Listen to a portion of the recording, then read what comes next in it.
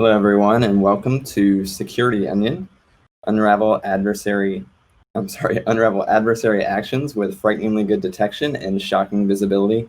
My name is Wes Lambert, and I'm the Director of Support and Professional Services with Security Onion Solutions. And what I do there is help support and develop Security Onion, the open source platform. And today I just want to talk to you about how you can use Security Onion. More specifically, the new version of Security Onion, Security Onion 2, to really peel back the layers of your enterprise and really make your adversaries cry. So let's go ahead and get into it. And just talking about Security Onion in general, what it is. So some of you may be familiar with Security Onion already. I know I prefaced this talk in the agenda or in the talk schedule. Basically mentioning that this talk is going to cover primarily the differences of Security Onion 1604 and the new Security Onion 2.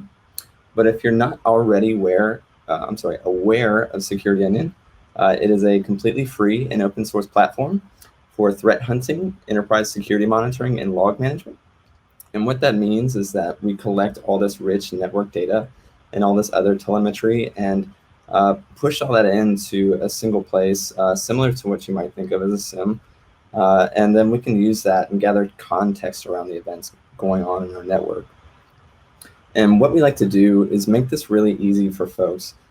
Back when Doug Burks started Security Onion way back in the day, a long time ago, it was really scratching an itch for folks that were rolling their own NSM or network security monitoring sensors. Really trying to solve the problem of folks having to go in and manually install all these packages and compile stuff. And it could be very daunting and very time consuming to do all of these things. So really the aim of Security Onion in general is to make this much easier for folks to do if they're trying to monitor their home networks or even an enterprise network and all sorts of other use cases as well. So that's in general what Security Onion is. And a brief history, I mentioned Doug Burks started Security Onion way back in 2008, and we've really gone through Security Onion and Security Onion Solutions, the company that provides that support and development. We've really gone through several iterations of Security Onion from way back in 2008 when Doug started building Security Onion all the way to today. We've gone through different Ubuntu versions, obviously from I believe 10.04 all the way up to 16.04, included the Elastic Stack, and now today with Security Onion 2 and all the changes that it holds. And we did release Security Onion 2 for general availability as of 10/16, 2020. Our Security Onion conference is where we presented that, and it is available now for you guys to use. But things have changed. In some cases, pretty considerably since we first started working with Security Onion and, well, at least since Security Onion 1604. And I'm going to talk about a few of those things coming up here. And one of the big things that we changed with Security Onion 2 is moving away from the reliance on specific operating system packages and moving to Docker and a more containerized solution. And really what this allows us to do is we reap the benefits of having isolated Docker containers, having isolated operating systems or locations where applications can run on their own without having to depend on any underlying OS. So aside from the security benefits, which are a nice plus, it really helps us to move forward and be very flexible with not relying too much on that underlying OS. And it makes it much easier to develop and extend. We do support now Ubuntu 18.04 or CentOS 7. So it's very useful for us to be able to support both those platforms and support a variety of use cases and deployment methods. Now, going along with that, we are utilizing Salt a lot more heavily now than we have in the past. If you've used Security Onion 1604, you could see that we would use Salt to copy things like IDS rules and other things down to the sensors from our manager server. But we're utilizing it much more now in Security Onion 2, and it's really that glue that holds everything together, really increases that fault tolerance and increases our resiliency and allows us to have deployments that are somewhat self-healing, and they can, we can ensure that services come back up consistently, or the states of boxes are consistent across our deployment by using this orchestration through SaltStack. Now, continuing in that same vein with the orchestration and centralization, we have another component called SOC, which we've introduced in Security Onion 2.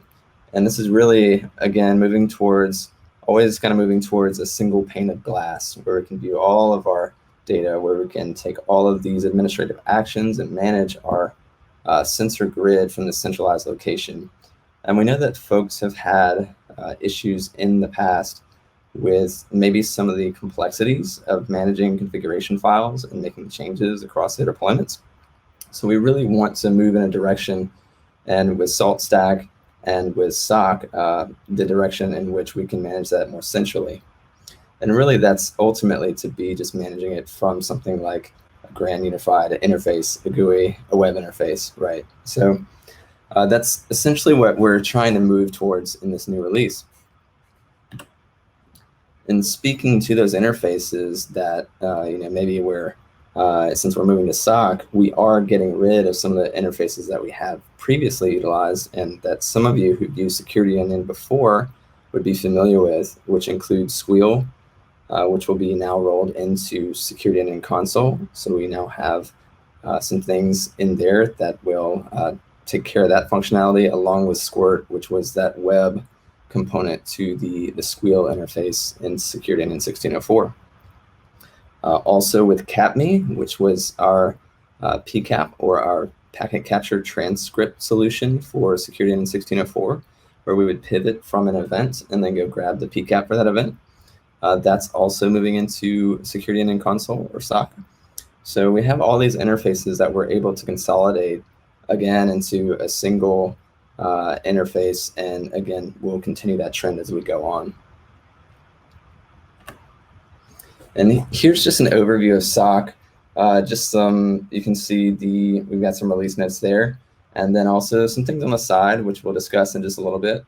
But we're really trying to move it all into that one place where analysts can go in and from that web interface can manage their deployment, and then can go investigate anything that they see fit.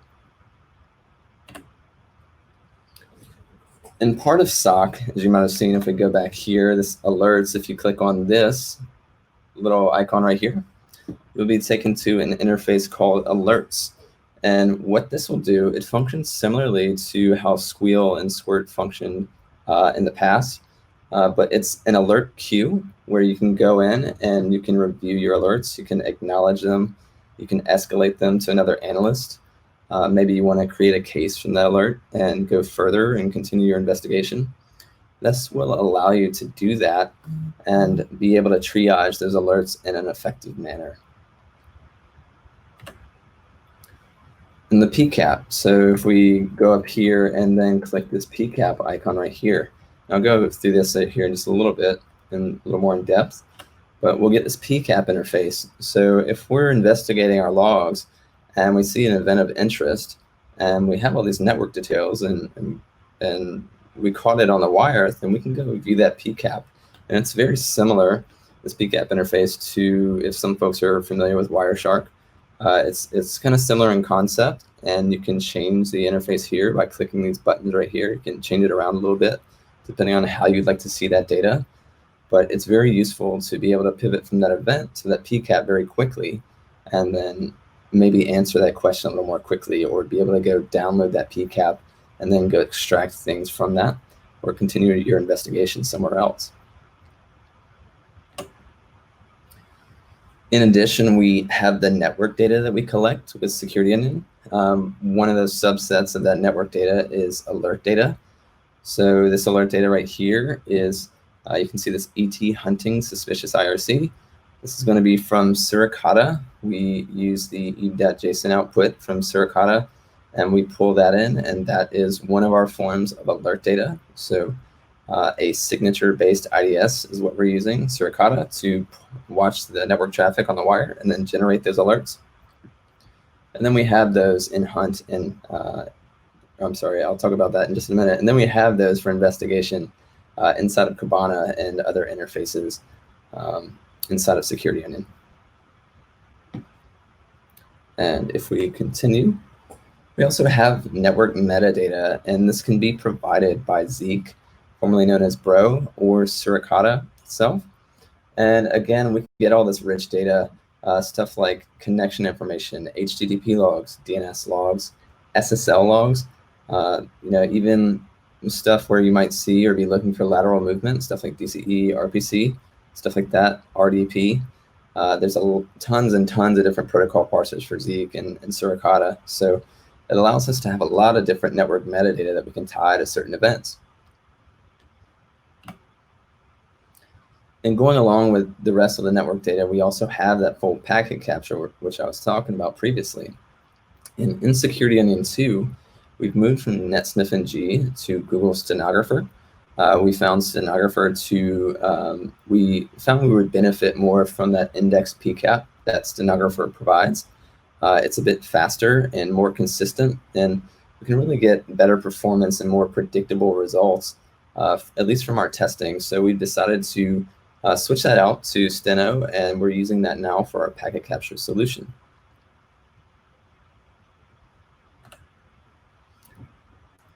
Similarly, with Syslog, we have Syslog NG. So with Syslog NG, we've gone away from, again, having the applications installed on the underlying OS, and we're now using Docker. So as a result of that, we're using the FileBeat and Logstash Docker containers to consume that syslog from the wire. And then they'll send that in to the Elastic Stack, and then we can ingest that and visualize that and act on that as we see fit. Again, we really wanted to have that flexibility and continue to go forward with that and allow us more steam going ahead. So that's that. And then with host-based telemetry and other host-based monitoring, we have lots of facilities to bring in this types of data. So not only do we have that network data, that alert data and all that metadata from Zeek or Suricata, not only do we have the full PCAP, but we can also bring in stuff from different applications. If we're using something like FileBeat to bring in application logs, maybe we're using Winlogbeat to bring in Windows logs and sysmon events, or maybe we want to use something else. Maybe we want to use Osquery and Collide Fleet. We can do that. So we can install Osquery on the endpoint, and we can also ship Windows logs and sysmon logs from there. Or if we also want to run Wazuh, also known as OSEC, we can run that. So Wazuh is a host-based intrusion detection system. It has some active response capabilities that you can enable on your host if you wish. And then it can also ship those Windows logs and that sysmon data up to Security Onion, and then we can visualize that alongside all of our other data. So when we have all of this host data and all this network data and everything tied together, it gives us this really good picture of what's going on in our network and what's going on in our hosts, and we can more easily tie those events together. And maybe, maybe there's some missing pieces from either the host or the network side that we can fill in from each of those types of data, right, that we wouldn't get otherwise. So it's very useful to have that stuff in there as well. Continuing on, I mentioned Osquery and Fleet. So here's an example. We have the Osquery, we have the Fleet console right here that you can see, and it's obviously got a lot of great stuff in here. We've got different queries that we can run that are pre-built that we include with Security Onion. These are based off some of the default packs that you can get to run with Fleet, and then maybe if you want to target a subset of hosts, and maybe you want to schedule certain queries to run at a certain time or a certain interval, we can do that with Osquery, and then we can have that data fed back into the Elastic Stack. And again, we're doing these comparative snapshots. We're doing, we're querying all this stuff, and we're getting all sorts of good data that we can tie to and pour over whenever we're doing our investigations.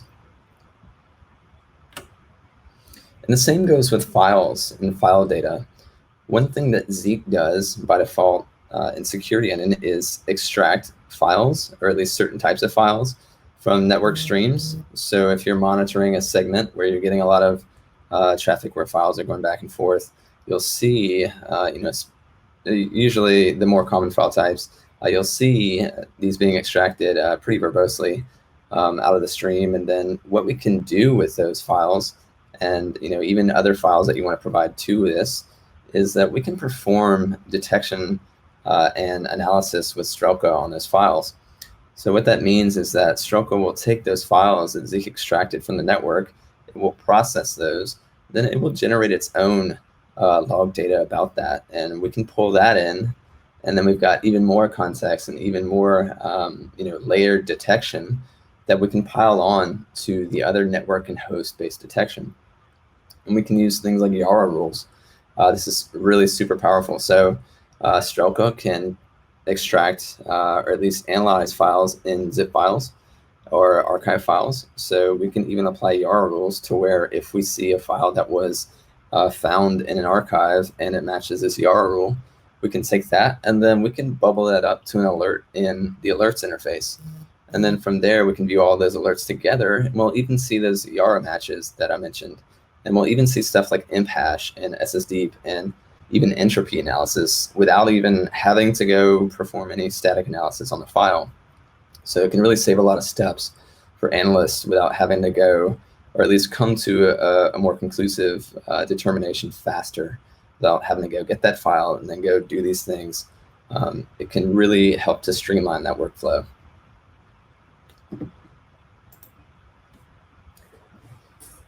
And we know, or at least from our experience with Security Onion 1604 and prior, previously we've used a script called SOStat, which is short for Security Onion Statistics. And the script would give us certain details about the system that the user is running. It would give us, something wasn't started. If there were issues with a particular service, it would give us some insight into that. But with Security Onion 2, we have what we like to call a supercharged SOStat. We have Grafana and InfluxDB and Telegraph, and what that allows us to do is create really pretty, really informative graphs about the things going on in our deployments. And this helps us to really supercharge our ability to troubleshoot issues. Maybe we're having an issue with a particular sensor or our manager node, or maybe we want to know how much traffic we're monitoring. Maybe we want to know what our packet loss is, how much traffic are we dropping, how much data are we retaining. This is really useful for being able to go in and find that information. And really, if you're trying to report to management saying that, hey, we need more retention, we need to increase the storage, you can see it right here. We're already at capacity and we don't even have a day's worth of PCAP. It can be really useful for helping to demonstrate the need for stuff like that, or getting down to the bottom of a problem. And I mentioned hunting before, and I showed some screenshots of Kibana with some of those data types. So Kibana, just as it was in Security Onion 1604, is also included in Security Onion 2. And what you can see here, we have different data sets and the different modules from which these data sets were generated. And then we have a nice pretty graph here. And I'm not going to go into that too much, but we'll cover it here shortly. But continuing on to the hunt interface.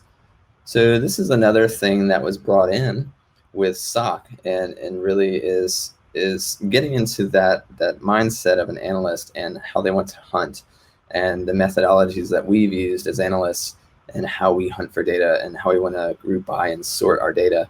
So that's why hunt was developed here, and you can see this. We can, over here on the left, you see this asterisk in this group by observer name. So right there, we'd basically be saying that we want to see all of our data, and we're grouping by all of the hosts that saw it. And this can be, this is a rather simple example, but it can be really powerful when you're trying to sort and stack different types of data. And we can view the data just like we do in Kibana if we want to expand it, or if we want to pivot to PCAP. Or we even have this little tooltip right here. You can see where it expands right here with the JA3 hash. And we can even use these different controls, which I'll speak to in just a little bit. We can use these to pivot to different, either exclude events or pivot to different areas and get more context.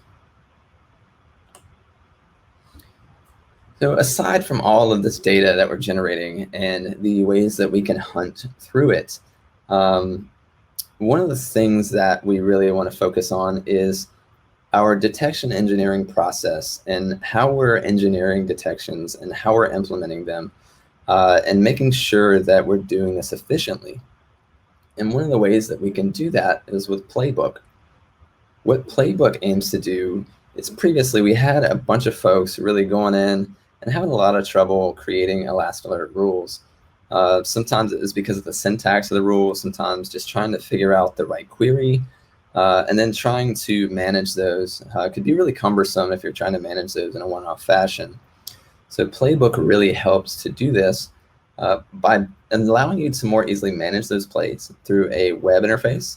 And when I talk about plays, I'm talking about detection rules that we're tying to maybe specific actions that we can take whenever we investigate the alert generated from the detection itself. And we can tie these, and by default, we tie these to Sigma rules for Playbook. And what this does is automatically convert those plays that we define to ElastAlert rules. And not only do we have ElastAlert rules, we also create case templates in the Hive, so that when you're going into the Hive from an alert, you can apply, or it will automatically be applied based on the detection, that case template. And I'll talk through this just a little bit more. I'm not going to go too far into detail because I know it's kind of hard to visualize there. But continuing on with that, that detection development kind of methodology and process, we also offer MITRE Navigator. And what Navigator is, it's a web interface to track your progress or your coverage against the MITRE ATT&CK framework. And that allows us, as we develop these detections, to track our progress and how we're applying to each part of that framework and what we may or may not be detecting. So that can be very useful as well, having that in our tool belt.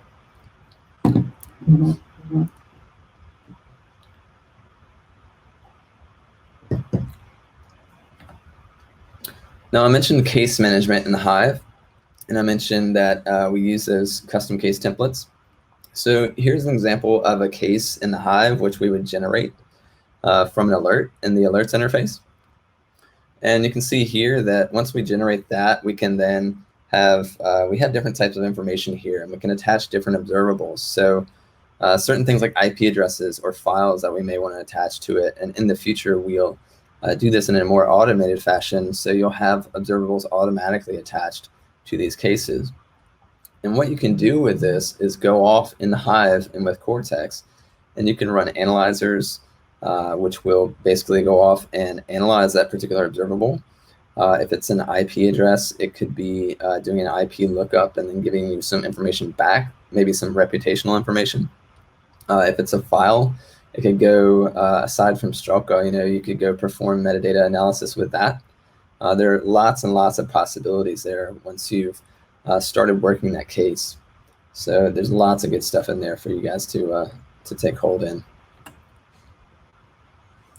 And aside from that case management, one of the things that we try to focus on, and really always, again, with the single pane of glass concept, is being able to tie things together as much as possible, being able to get as much context as possible. And what this allows us to do is build that timeline of events and see from which data source hop from each one to another. And one thing that allows us to do this is community ID, which is a community standard. And what this allows us to do is that for each flow, each network flow, there will be a unique hash generated for the source, destination, IP, port, and protocol. And then that will generate that hash. And then each of these records, we sponsored a plugin, development of a plugin, Elasticsearch plugin, that will go ahead and generate a community ID for any of the events that have these fields in there. So if we have Sysmon data that has network events associated with it, if we have Syslog or firewall data, if we have Zeek data, if we have Suricata data, these will all generate a community ID within the field, and we can pivot and see which records are associated with that community ID to see all of those associated with a particular flow. So it can be super powerful when doing our analysis to be able to walk through that and use that community ID to tie things together. Now, I've talked a little bit about what Security Onion can do. And for those of you who haven't run Security Onion before, this is more about how to set it up in a quick way. And really, you can install the ISO image that we provide if you just follow this link here. And there'll be some more documentation at the end of this presentation. And you just download that ISO and install it, and then follow the prompts through setup. And then within minutes, you're ready to go, setting up Security Onion and monitoring your network. So it's super quick to set up, super easy to walk through, and super powerful once you do. And one of the nodes, or the modes that you can run in with Security Onion, is import node. So what we'd like to do with import node, what it allows us to do is take arbitrary PCAPs. For example, if we have a PCAP that somebody gave us that we need to investigate really quickly, we can go off and we can run so import PCAP. And what that will do is, if we don't have a node set up already, maybe a deployment already set up, we can run that command and it will set up the necessary components. And from there, so it's actually it's an option setup now. Should you have been paying attention? It's an option setup now. But after you run that, you can run that command and then import those arbitrary PCAPs to go investigate without actually having to set up a full-blown stack and go monitoring traffic and whatnot. So it's really useful for those academic use cases, or for those use cases where you've got that PCAP, that one PCAP, or an offline box where you want to investigate. Similarly, we have evaluation mode, and what evaluation mode allows us to do is quickly and easily spin up all of the components that Security Onion has to offer. So you would be running Osquery, or it could be Osquery, Strelka, Suricata, Wazuh, Zeek, the Elastic Stack, and all the other good stuff. And it would be performing that live sniffing and sniffing that network traffic, and you can monitor and evaluate Security Onion in that fashion. Now, we don't recommend it for production use just because there are a lot of settings in there that aren't optimized for that purpose. But if you do intend on moving to something production ready, you can run a standalone mode if you have a rather light throughput. Maybe you're only monitoring a couple segments and maybe they're not super heavy on the traffic. You can absolutely stand up a standalone mode to do a similar function. But ideally, you'd want to stand up a distributed deployment. And what this means is that we have separate nodes that perform certain components. In this distributed deployment, we have a dedicated manager node that handles all of the tasks that are distributed to the other nodes. We have a forward node. In that architecture, the forward node will sniff the network traffic, it will generate data, and it will send that metadata back through the manager. And then search nodes will pick out of a queue from that manager and then process those events, and then they can later be searched across all of your search nodes. So it allows for a more distributed flow, and it's a lot more scalable than the standalone approach if you're going for a production deployment. Okay, so another way that we can use Security Onion and the components with it. So the Hive, again, with those cases and with those Cortex analyzers, we can do things like perform hash or IP, domain lookups, things like that. We can also have that malware sandbox integration where we're submitting files to Cuckoo or maybe Falcon, and then we get an analysis or report back, and then that can all be tied back to that case from that centralized location. We can also respond to events if we want to maybe use something with like Velociraptor. Maybe we want to collect certain artifacts and then have those pushed back to the Hive and associated with our case. There's lots of things, lots of endless possibilities there as far as that data enrichment and response capability. And we'll talk more about that here in just a little bit. Just check the time here. Okay. All right, so I'm going to break away here for just a second, and we're going to walk through Security Onion. And let's pivot over here. Okay. So I mentioned before, this is the overview of Security Engine, the overview dashboard or screen. And oops. And right here, we'll just pivot to alerts. And I mentioned this is the interface that takes place over Squeal and Suricata. Sorry, not Suricata. Squeal and Squirt, goodness. And here you can see all of the alerts that we have generated by our stack. And we have the event module. So in this case is Suricata, and then we have a severity associated with it. So we can very quickly at a glance either sort by these different things. If I want to sort by the severity, or maybe I want to sort by the rule name or whatnot. And we can also change these chips here if I only want to group by these certain things. If I want to remove them all, there's lots and lots of different ways that we can slice and dice this data. And then if I want to investigate a particular alert, what I can do is I can go in here and then go to this drill down right here. And if I want to drill down into the specific alerts, I can just click drill down.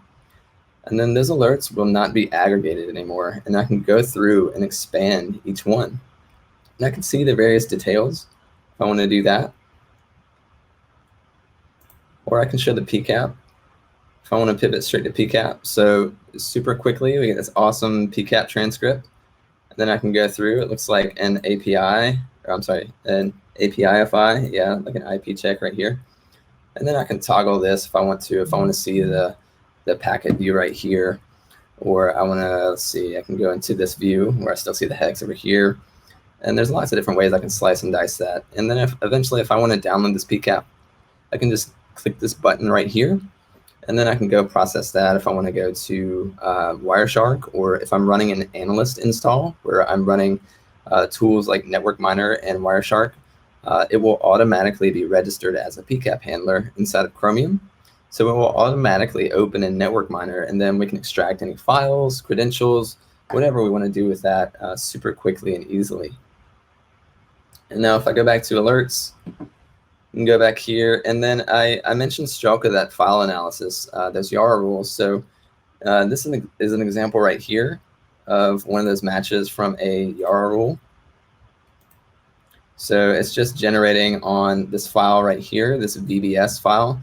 So Strelka saw that this VBS was inside of this other zip file. It doesn't show it here immediately on the screen, but this was inside of an archive file, and it was able to go in and perform that Yara match against the file. So it's super powerful to be able to scour through that stuff and then be able to create detections based off that. So if I go back up here and group these again, we have those other options where we can include or exclude certain results. And then we can even go through here and we can pivot over to hunt if we want. For example, if maybe I was investigating this alert, and let me drill back down, and I want to pivot, I want to go hunt a little bit on this IP address. I can pivot over to hunt right here. And so you can see now we're performing a search on this IP address. We're grouping by all of the modules and the data sets that we have available for that. And then we can quickly slice and dice that just as we were in the alerts console. And we can do the same things, such as pivot to PCAP, or just continuing to filter and do additional group bys. And if we go back, let's see. Another thing that's useful is, for example, maybe we have this IP address, and I want to go look it up in VirusTotal. You can absolutely do this. I'm not sure this is the best choice for this, but you can do this for arbitrary fields. For example, if we have hashes for particular records, we can go look them up in VirusTotal. You can add custom actions. So if I want to customize this list right here, you can see I've added a couple right here, such as unfurl and velociraptor. So you can do this, and you could pivot to unfurl. Maybe if you have a URL that you want to visualize, you can do lots and lots of customization there to really customize it to your workflow and how you want to work. So I'll pivot away from that real quick, and I'll go over to Kibana. I mentioned Kibana briefly, and I won't spend too much time on Kibana, but we do basically have the same capability here to perform that hunting if we want to, either going in through these different dashboards, or going in and performing specific discover searches for these fields. So let me go back over here to Hunt, and I'll go over to Grafana real quick. Check the time. And again, this is that supercharged SO stat I was speaking about. So we see, we can see CPU usage. This would be for each node. We could see the CPU usage. We can see what Logstash is doing. We can see what Suricata is doing. We can see our PCAP retention, all sorts of good stuff here. And you can customize this as you wish. Build your own custom dashboards. You can set up alerting from this. So if these metrics get over a certain threshold, we could send an email alert or maybe a Slack notification, something like that. So it's super awesome to be able to have that capability there to alert you when something could potentially be going wrong, or maybe something just needs a little attention. And I spoke about Playbook. We have CyberChef also, which I won't go into too much right now. I'll go into Playbook since I mentioned this is what we are using primarily for our detection development and our engineering. And you can see all of these rows here that we have. These are different, tied to different Sigma rules. So if we go in and select, so select this one, edit, and some of this will be, it's kind of hard to see here unless you expand it. Let me expand this. And this will be formatted after you save the play. It'll be formatted for YAML and whatnot, but you can see here how we define the Sigma rule initially. And so one way to easily do that without having to go in here is use the Sigma editor. And what this allows us to do is, maybe I could generate an example rule right here. And, I want to modify it a little bit. Maybe I want to see what the Elasticsearch query looks like. If I want to do that, I can just click Convert over here. And within a couple seconds, it generates a test query. So if I want to go run this before creating my play, I can go run this against Elasticsearch in Kibana or in Hunt. We can run this query and then test our detection. And then when we're ready, we can create a play from that. And that will create the plays that we see here. And which is what I did here. I said, this is so bad. And it was really just a simple rule here. Just looking for the Zeek connection records. But you can see how quickly and easily it is that you can get started with this and then get your detections in place and get them activated. And then, again, those ElastAlert rules will be in the back end, ready to fire, ready to go. And then if we pivot over to the Hive, real quick.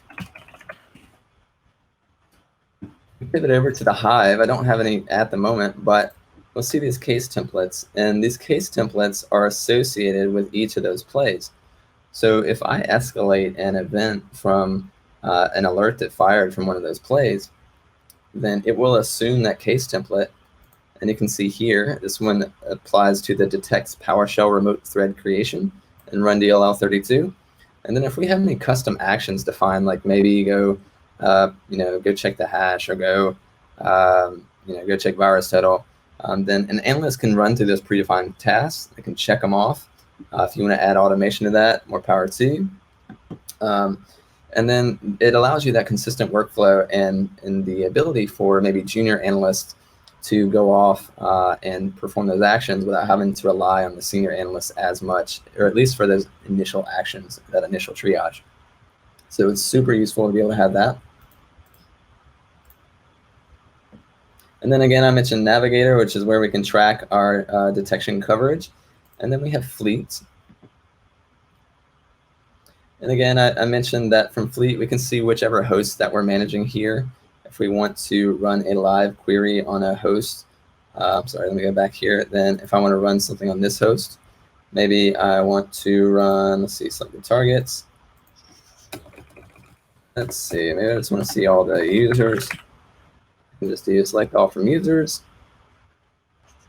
Oops. All users. Save it. Nope, or just run it.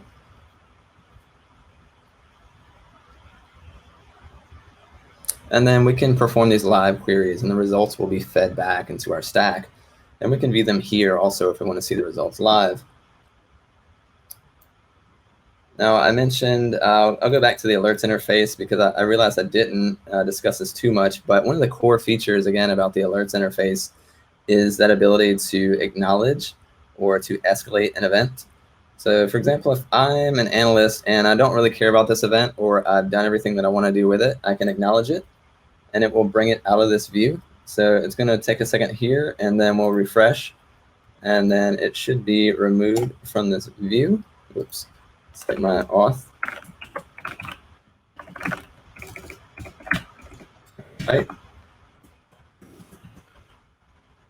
Let's see. Okay, let me go back. All right, so it looks like I wasn't auth. Let's see, so we'll acknowledge this. I'm gonna take a second here, and then we go over here to acknowledge. We can see this hand sitter bad news. Now we can, if we want to group only on acknowledge alerts, we can see that. If we want to go back to unacknowledged alerts, we can see that it was removed from the view. And then if we want to escalate a case to the Hive, then we can do that with this button right here. So what that did, it created a case in the Hive, and then we'll see that right here. We go back, I'll just open a new tab here. And we don't open a new window by default, just so you don't get distracted opening all these tabs. But you can see that we generated an event here, and then you can tie and associate whatever observables and other actions you want to take with that there.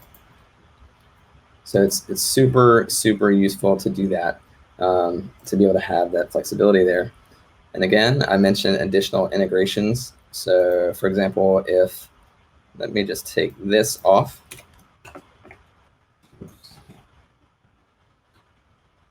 And let me just go through for a second before I continue. And you can see all of the different types of the sysmon data, like file creation, registry stuff, process creation, DNS, Windows event logs, all sorts of stuff that we're bringing in here and that we're able to correlate with events.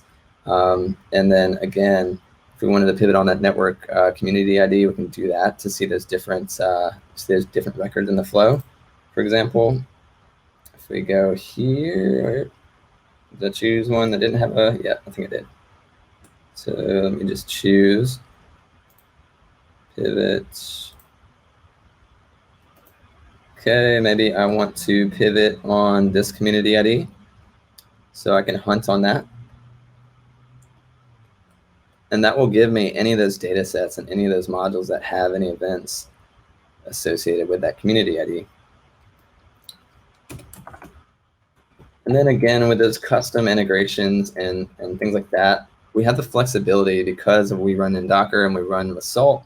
You have the capability to tie different things in, things like Velociraptor maybe, which you can use for stuff like EDR type actions or response type actions. So if I want to filter only on Velociraptor here, I mentioned earlier that I added a custom action. Oops, there you go, and filter only on Velociraptor. Then if I'm going through this event, I can click on this client ID or maybe some other identifying information, and then maybe I want to search Velociraptor. Maybe I want more information. I can go over to Velociraptor, and then I can go drill down into that client. I can go see what was already collected, whatever flows that were run. And then I can go run additional flows, and that data will also be fed back into the stack. So there's lots and lots of integration from Beats and from the flexibility of the Docker and Salt. Lots and lots of possibilities here to be able to tie all this stuff together. So I'll pivot back over to the presentation real quick because that's about all I have right there. We're running out of time here. Whoops, wrong one. Let me go back from this slide. So again, I mentioned Velociraptor could be is one that I've worked on and that I'll have an integration guide coming with soon. But also stuff like Jupyter, if you want to perform data analysis with Jupyter and hook it up to your security in an instance. If you want to bring in Canary data, right, stuff from like Canary tokens or Canary docs, creds, stuff like that, honeypots, lots and lots of possibilities. So hopefully that gives you some good ideas, and hopefully that gets you excited to go out and try Security Onion, or if you already use Security Onion, use it even more. And that is all that I have. If you would like to reach out to me or tweet at me, you can tweet at @TheRealWLambert. And then also feel free to give us a shout at Security Onion. And then below here, we have some links for the docs, community support. We have a great new YouTube Essentials course that Josh Brower put out. He did an amazing job for Security Onion 2. And we also have professional services and support, appliances if you need to do that. But again, please let me know if you have any questions, and that is all that I have. Thank you.